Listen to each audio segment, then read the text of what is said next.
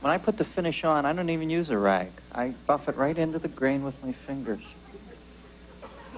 Sorry, all of a sudden I was taken by the spirit of Homer Formby. My next guest is back for his third performance on our show. He's just about... See, I work it right into the grain with... This way I get right into the texture of the wood. He's about to start a new American tour with the Rollins Band, but tonight he's here with a spoken word performance. Please welcome Henry Rollins. Henry?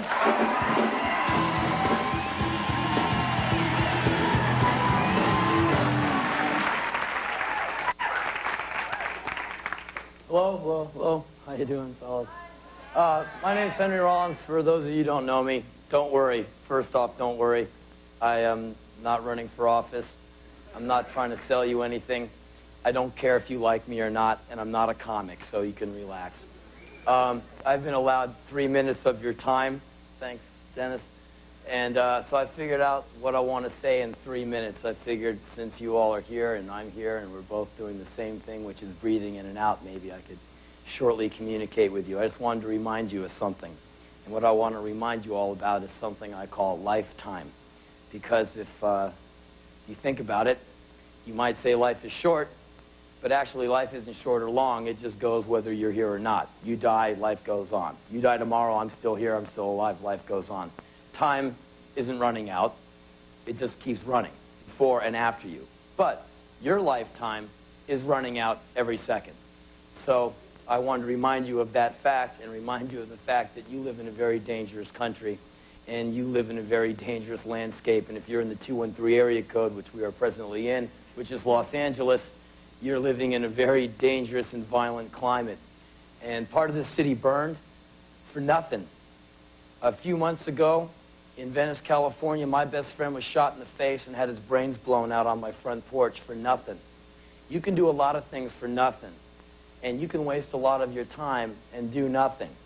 And I figure you get born with this body, and if it functions, I figure you're really lucky, and why anyone would want to screw it up is beyond me. So with the minute and a half I have remaining, I just implore you to stay away from the heroin, the dope.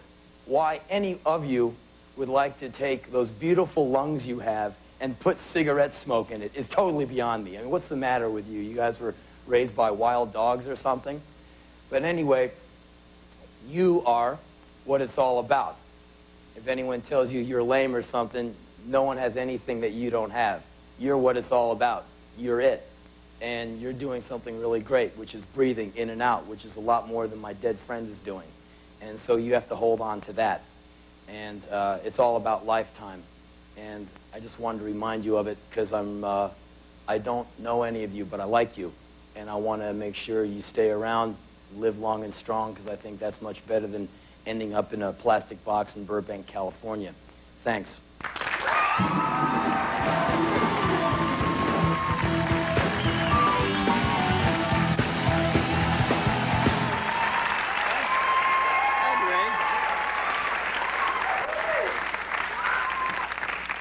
Man, that's a real downshift for you, babe. I'm used to seeing you out there raging at the heavens. Must be, is it, which do you prefer, the band or talking? Well, I know the different things, but you know, they're completely different rhythms for you, it seems. Well, I like the band better because there's the noise and the fury and all that, but I do a lot of speaking dates all over. This year I've done Australia, parts of Europe, America. I usually hit between 8 and 16 countries a year just by myself talking. Yeah. A lot of universities, dog shows, you know, whatever. Well, you do poems, too, don't you? No. No? Well, I write books that have short stuff in it, but, you know, I don't like to use the P word. I think labels are really boring. You know, anyone who says, I'm a writer, it's just like, you know, just if you're going to write, shut up and write. If you're going to, like, you know, Ted Bundy never said, I'm a serial killer. I mean, he just went out and did it. You know what I mean? Great crowd you have. But if you're going to I think the sentiment behind that was... I think I got what you meant. You never see him in a Nike ad. But... Jesus, Henry. Where did you get your cut-to-the-chase mentality, man? What happened in your childhood that I see you as a pretty directed guy. You seem to get from A to Z without all the baffle chamber of crap most of us have in between. Where'd you get that? No time? From knowing what I want to do. Did you lose somebody close to you at a young age when they were young or something? Where's this no time thing come from? Just from wanting to do a lot of stuff and having to do a lot of it myself. You know, you want to put a book out? Okay, I started a book company. I want to do records? Okay, well, I got into the independent record business. You want to do a band? All right, you put a band together and load some bad equipment into a van and start learning how to starve creatively. Mm-hmm. Did you,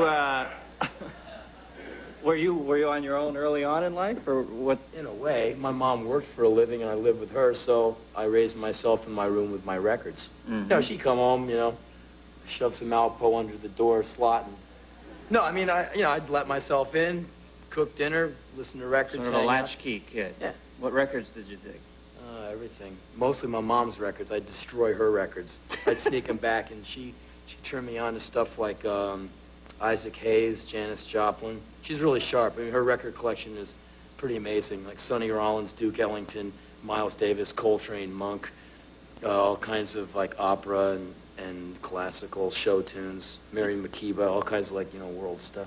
You ever heard the great story about Sonny Rollins? I don't know if it's apocryphal or not, but he was thought to be a genius by his peers, but he thought his playing was so deficient he used to sneak out to the middle of the 59th Street Bridge in New York in the middle of the night. Called the Bridge. Yeah. Yeah. And just, he was always bumming on himself. He was playing with Miles, and he'd go, I'm not good enough. I'm not worthy. And he'd go away for years and come back. Yeah, he's a really good player. He said, I'm not worthy? Yeah, he's always down on himself. He'd go have great spells of inactivity because he's going to get sued by Wayne and Garth if he doesn't watch himself. You tough on yourself, or you enjoy the artistic exercise? Is it, some people have trouble bellying up to their creativity. Is it easy for you, or is it I'm not a creative person. No, you don't think of yourself that way? No. I'm just, you know, I'm hardworking. Yeah. I don't have talent, so I work. I get up earlier. The proletariat ethic. All right. Well, Henry's Rollins Band tour kicks off this Friday at 6 a.m. in Drop it, give me 20.